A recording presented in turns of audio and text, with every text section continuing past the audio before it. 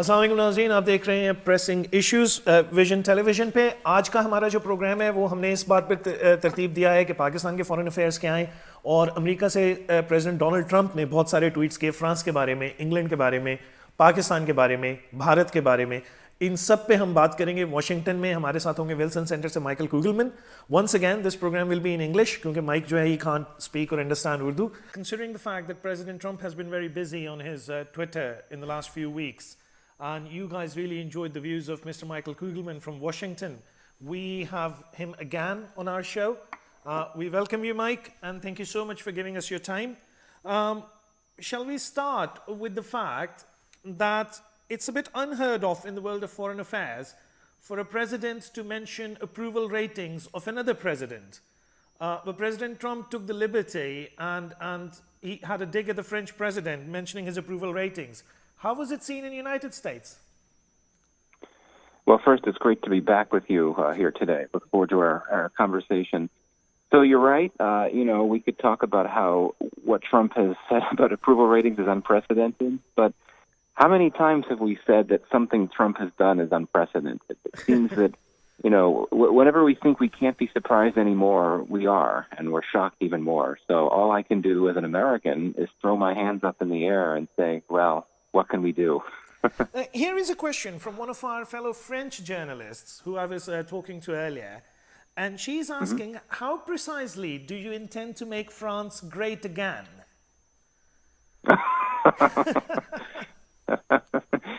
Well, no, that's the best way to answer that question. I think that, the thing about Trump is he's now been president long enough that, many people, including world leaders, understand that much of what he said can simply be overlooked and disregarded, just because so much of what he says, he ends up contradicting himself, and he himself oftentimes doesn't know what he's saying. So I think that we have to be selective in terms of how seriously we take these various things he says, including some of the more outrageous things. Yeah, his attack on the French president, that probably was approved by the opposition parties there. But his suggestion about the World War II and the French starting to learn German till the United States came to help, that was taken as a bit of a national insult by the French people. How do the Americans... Of course, and in my view, certainly Trump's many supporters, and let's not forget he has incredibly large amounts of supporters in the United States, but I think many Americans, many responsible Americans, would find that to be a very insulting comment. And given the relationship between the United States and France, there are some sensitivities, particularly when it comes to those types of issues. And it's very unfortunate that he made those comments, and particularly to France, which is a very proud country. It's a very sensitive period in its history, and it's just very unfortunate that he had to say that. A long-lasting ally as well. But just a message from France. The French people are suggesting that the thing that really insulted them was President Trump's comparison of American wine with the French wine and saying that they're equally good. French people don't tend to believe that at all. On that, yeah, he is dead wrong on that. We all know how good French wine is. Yeah, I've never heard or seen anyone in Europe ordering American wine in a restaurant. It probably doesn't even exist here. Coming to Britain, he's got Theresa May into a lot of trouble by suggesting that the deal is good for EU and no more trade with the United Kingdom. Well, again, how can you possibly respond to that? It seems to me to be a comment that's bordering on the absurd, and again, one that's hard to take seriously. That said, I've talked about how we need to sort of not overreact to some of these outrageous things that Trump says. The unfortunate reality is that he says this as the President of the United States, and I guess theoretically nothing he says can simply be disregarded. But this is a case, again, of the U.S. relationship with the UK. It has deteriorated significantly since Trump took office, and it's very troubling that Washington's closest bilateral partners for decades, we no longer can take those relationships for granted, given that some of these very unfortunate and outrageous things that the U.S. president has said about these close allies. Mike, considering the fact that we're talking to you right now, President Trump has suggested that CNN has a very big viewership outside United States, and they managed to spread fake news about the current government outside United States. So there should be a state-run United States news agency, probably a TNN, a Trump News Network of some sort, which he wants to start to get the true, actual, factual news to the rest of the world. How do you see that? Because probably we'll be talking to a state-run U.S. media soon, rather than yourself. Yeah, well, I do confess that, strictly the acronym TNN, it has a nice little ring to it, I should say. But, no, I mean, the funny thing is that the United States actually has a state-run media outlet, and that's the Voice of America service, which has been around for many years. It's fully funded by the U.S. government, and it's, much more popular and viewed outside of the U.S. than it is inside of it. I know that it's very unpopular in many countries because of this view that it spews U.S. propaganda. But, of course, it is a state-run, a U.S. government-run outlet. So, if Trump wants to come up with this state-run news network, it would have to compete with the Voice of America. Right, okay. I mean, a lot of people thought that he just wanted to start a news network, and that's why he contested the elections to begin with. But John Kerry wants to run against him in the next elections. That's the news today. If his opponent in the next election is John Kerry from the Democrats, I think we're looking at another 5 years of Donald Trump then. Well, it's hard to say, and I know that when we spoke the last time, we discussed, are there any viable Democratic candidates to oppose Trump in the next election?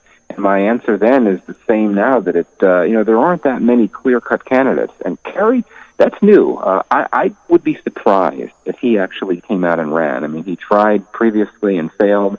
I do think that given his name recognition and prominence, that he would immediately be a front-runner. And for those that want Trump to be defeated, that would clearly be a good thing. And I think Kerry has said the right thing. He's tried to emphasize how we need to bring civility back to U.S. politics. And that's the right type of message to deliver. But it's early yet, and I don't really know if he would really want to get back into this presidential politics business. Can we put Michelle Obama in the mix, though? Well, I mean, my sense is that she has come out and clearly stated that she would not want to run. With all this publicity she's had about her new book, I do think she's indicated that she does not want to get back involved in politics again. So I don't know if she would be the one, and quite frankly, I think she would have a lot more trouble getting the Democratic nomination than, say, John Kerry would. So we're not having the first female president anytime soon, then? Well, yeah, I mean, I'd like to think, it's too bad that we have to say that. I think that you're right. Though I do think that Hillary Clinton, is not necessarily the fact that she lost is not necessarily an indication that we can never have a female U.S. president. I mean, she is a very divisive and polarizing figure for reasons that are not limited to her gender. I mean, simply because of her connection to Bill Clinton, who is also extremely polarizing and hated by the conservative right-wing Republican factions. So that's not necessarily an indication. But I do think that Michelle Obama would have difficulty getting that nomination if she sought it. True. Right. While President Trump was having a very long-winded rant about the Mexican immigrants on the southern border, he gave an interview, and in that interview, he suggested, and then later on was tweeted as well, suggestions about, he had mentioned, he knew where bin Laden was, and he had written that in his book. I found it very hard to figure out where he mentioned that in his book, where bin Laden was. But he blamed President Clinton on missing out on finding bin Laden. Yes, you're right. And I confess I'm not a voracious reader of Donald Trump's books, so I couldn't really answer that, though I will say that Trump misspoke, as he so frequently does, when he talked about how Bill Clinton, of all people, should have gone after bin Laden. Trump suggested that bin Laden was hanging out in Pakistan when Bill Clinton was president. He clearly was not. I think even the most casual observer of international affairs knows that, he was in places other than Pakistan until after 9/11. So all across the board, the entire comment about Trump was inaccurate and misleading, and obviously that was real fake news. And reading through Mr. Trump's tweets about Pakistan, when bin Laden was caught, the US statement was that Pakistani authorities are either complicit or incompetent. President Trump has removed the incompetent bit, and he's sure that Pakistani authorities were complicit, and Pakistan hasn't done anything for United States in the war of terror, despite receiving billions, which wasn't taken kindly by Imran Khan himself, the Pakistani Prime Minister. How do you see that tweet of President Trump? Well, I mean, it's troubling in many ways. First of all, there has never been any type of U.S. intelligence report. There has never been any high-level U.S. official who has suggested that Pakistan did know that bin Laden was in Pakistan. And certainly many critics of Pakistan will say, well, how could no one have known if he was hanging out in this home near a major Pakistani military academy? But, the CIA and, those that have worked in the U.S. intelligence agencies, all of them have suggested that you do have to look on the incompetence side more than the complicity side. So that's the first thing. And then, as for what Trump has said about Pakistan doing nothing to help the United States when it comes to terrorism, and you and I both know that that's inaccurate. And even the most hardened critic of Pakistan would have to acknowledge that Pakistan launched this very effective counterterrorism offensive in North Waziristan starting in 2014, known as Zarb-e-Azab, that essentially wiped out the major source of terrorism in Pakistan, that being the Pakistani Taliban. Now, the problem here, and this gets to the disconnects in U.S.-Pakistan relations and the dysfunction in the relationship, is that for the United States, including Trump, the Pakistani Taliban is not the main concern. The main concern for the U.S. is a lesser concern for Pakistan, and that's other terrorist organizations like the Haqqani Network that have been in Pakistan and are seen as a threat to American forces in Afghanistan. And the Haqqani Network, despite what Pakistan will say, in my view, was not the target of the Pakistani counterterrorism offensive between 2014 and up to now. So President Trump said what he felt, and then Imran Khan kind of came up with his own ideas about making a lot of sacrifices, losing a lot of money in this war, not receiving as many funds. It's not going forward anywhere, is it? Both parties are sticking to the same old, same old. Yeah, you're right. I think the best way to describe the bilateral relationship now is stalemate. It's not deteriorating. It's not withering away. I mean, there continue to be high-level communications, and I think because of the situation in Afghanistan, given that the U.S. government is now has its foot on the accelerator in efforts to launch a peace process with the Taliban in Afghanistan, Pakistan is seen as important in that regard, and that's why you have very high-level U.S. officials in Islamabad meeting with senior interlocutors there to discuss this peace process. So clearly the relationship's not falling apart, but it still is not getting any better. And I don't think there's much of an incentive in Washington to try to make it better. I think the hope is just to keep it on a level enough plane so that it's workable enough for the two sides to cooperate a bit to try to get the Taliban to the peace table in Afghanistan.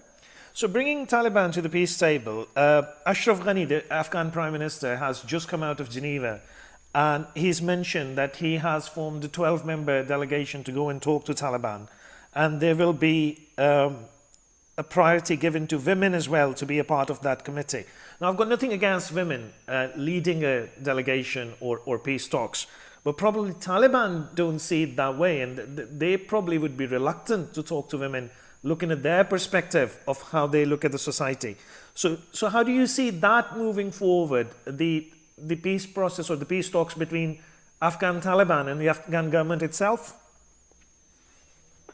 Yeah, well, I mean, the Taliban has tried to, in its public relations, has tried to cast itself as sort of a Taliban 2.0, one that's much more polished and much more benign than the Taliban that ruled the country in the late 1990s. And that includes, according to this messaging from the Taliban, respect for women, and they claim many times that women would not be subjugated under Taliban rule.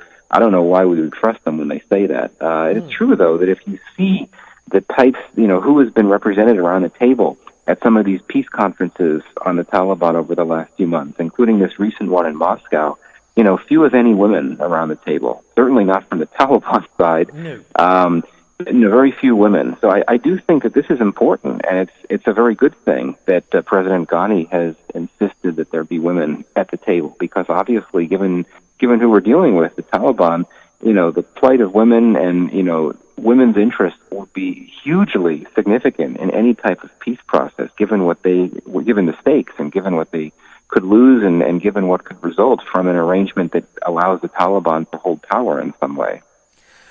Both the people from the tribal areas in Afghanistan and Pakistan on both sides of the border, they love the free movement that they've had for like more than a century. But now Pakistan is hell-bent on making a fence there to close, somewhat similar to Trump's wall, to close the border completely. How do you see Pakistan's fencing of this particular border? Because if the Pakistani Taliban can't come from Afghanistan to attack Pakistan, it'll work both ways, and the US forces would be safe on the other side because there won't be any attacks coming from the Pakistani soil.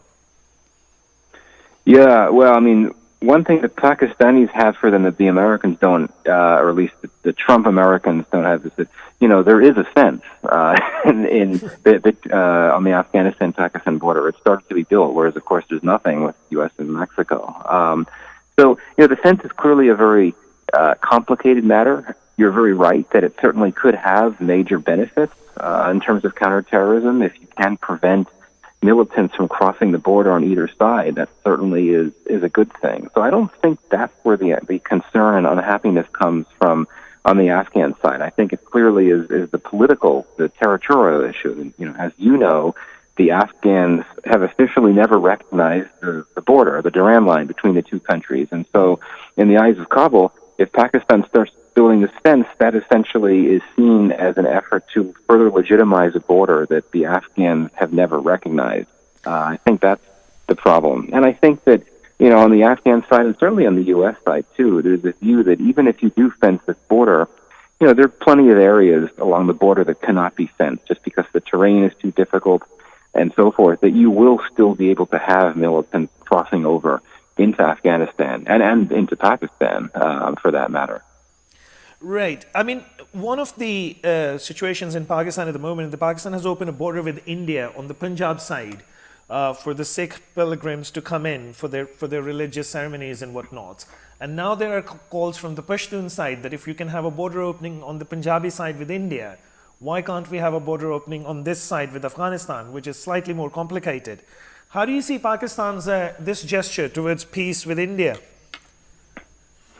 Yeah, well, it's a good point, and I have seen this comment made a lot of times. I do think that the relationship and the politics when it comes to Sikhs, both in India and Pakistan, much simpler than when it comes to issues of Afghanistan and Pakistan and the Pashtuns. This move that the Indians and the Pakistanis made to agree to build this new corridor linking the shrines and the temples in both countries is just something that, there are very few constituencies that oppose that kind of move. Even the Pakistani military has been behind this effort. On the Indian side, the hardliners clearly didn't stand in the way. But when it comes to issues of Afghanistan and Pakistan and Pashtuns, given the concerns within some factions of the Pakistani power elite, concerns about Pashtun nationalism, Pashtun separatism, I just think that it would be very difficult or hard to believe that the Pakistanis would be willing to make the type of concessions, Pashtuns, that you've seen with the Sikhs on the other side of the border. It's just a much more complicated story with Pakistan's western border than it is with the eastern border. Having said that, though, you said the Indian hardliners didn't object on it, but the Indian government has been very clear and precise in their statements that no official presence at the time of the opening of the corridor, and Indian government still doesn't want to indulge in bilateral talks. I would like your view on that, and then also, do you feel that on a global diplomatic level, Imran Khan is doing better than what Modi's government is responding? Well, those are some good questions, and you're absolutely right. You had Pakistan's prime minister and his army chief at these ceremonies launching the corridor, and yet it's true that top Indian officials declined to participate. Foreign Minister Sushma Swaraj, she said that she couldn't go. Clearly, Modi was not there. So I think that is quite telling. My own view is that the timing is very tricky here when it comes to India. As you know, India's got an election coming next spring in April or May, and I think that for the current government in India, which, let's face it and be very candid, I mean, this is a very conservative, hardline Hindu nationalist government. It does not play well politically for the Indian government at this point in time to be extending an olive branch to Pakistan, and I think that will remain the case until the election in India, when we know who's going to be leading the country. In terms of Imran Khan, I think we have to give him a lot of credit. And I mentioned this on Twitter the other day, and naturally the Indian Twitterverse didn't like it, but we need to give credit to Imran Khan. From the time he took office, he said very conciliatory things about India. He has said we need to find ways to work better together. He, of course, has many personal ties and links to India from his cricket days. And so he followed through. There's been all this criticism about how he does all these U-turns. This is not a case of a U-turn. Khan basically said that we're going to work to bring these countries together more, and then he supported this effort to establish this new corridor. So I think that's important. But at the end of the day, it's not him. It's not Imran Khan that makes the decisions on how far to go with pursuing peace with India. It's the army, in my view. And I do think that the civilians and the military folks are basically aligned in Pakistan these days, generally speaking. But is at this moment in time, given what's happening with the government in India right now, does the Pakistani military think this is the right time to really try to push for more formal dialogue on the big issues, whether you're talking about Kashmir or something else? I'm not sure. I do think that there's a view that you need to wait more until after there's a new government in India, until you have a better sense of what your interlocutor will look like. But it also gives the perception then that if the current Indian government or BJP feels that having a dialogue with Pakistan is not going to go down well with their electorate or their masses, that would give rise to the perception that the masses or a common man in India carries a very big anti-Pakistani sentiment, which we don't believe to be the case, to be fair. Right. No, this is true. And obviously, I don't want to generalize, particularly a huge country like India that, has more than 1 billion people. I do think that the climate and the political environment in India over the last few years has been one that has really encouraged the type of anti-Muslim and anti-Pakistan sentiment that really militates against the idea of moving closer together. And I'm frequently engaged with Indian television shows, and I'm frequently a guest on these news shows. There's just a lot of hawkish and even belligerent language towards the Pakistanis that I don't sense as much on the Pakistani media side. Of course, it's there when it comes to hostile rhetoric toward the Indians. But I think that it's just a difficult time right now in India. I do think that if you want to talk about the average person on the street, certainly, if you talk to two people at any one time, one may be willing to push forward and more closely with Pakistan. But, you see with what happened this week with this new corridor, it shows that there are so many deep cultural and historic and religious ties between these two countries that bring them together. And, that is what we should look at in terms of incentives, trying to figure out ways to have these countries figure out a way to push their differences aside and come together and just be closer and cooperate more. Yeah, I think one of the problems Imran Khan in Pakistan faces is that talking to a lot of Indian journalists and Indians residing outside India in the European countries, whilst they're not happy with what Modi's government is doing with Pakistan, with the foreign affairs, but they don't seem to trust Rahul Gandhi as much with the domestic affairs and their economy. I mean, he hasn't managed to get that kind of popularity as an opposition leader, which we were hoping that he would during this government. So seemingly, BJP is in a better position to win the forthcoming polls. Yeah, I mean, certainly the BJP has appeared increasingly vulnerable politically over the last few months, particularly as it's been hit by several scandals. And this is, of course, a government, the BJP government that projects itself as very clean and efficient, and yet there have been a few scandals involving sexual assault and corruption, and that's worked against it. It's fared quite well in state elections in India over the last year, though it has also suffered some significant losses, including in Punjab state in 2017. But I think you're right. I do think that BJP is still front runner to win convincingly next spring. You're right that Rahul Gandhi has not really put himself out there as a really strong opposition leader. I mean, my sense, observing him from afar, is that he's never seemed to be that comfortable and confident about being in politics and following along the lines of those in his family. And the interesting thing now is if you look at the political debates in India, the Congress Party is trying to cast itself as a more religious party, whereas it's previously cast itself as a secular party in opposition to the Hindu nationalism of the BJP. But I think in an effort to try to give itself more of a chance in the election, it wants to try to play at the BJP's own game and show that it itself is capable of embracing this Hindutva social agenda, which, quite frankly, could make the political environment in India over the next few months even more volatile than it already is. Yeah, I mean, that'll be a very interesting elections to monitor and see. Coming back to Imran Khan's foreign affairs, he also wanted to play the middleman between Yemen and Saudi Arabia and bring peace between the two countries.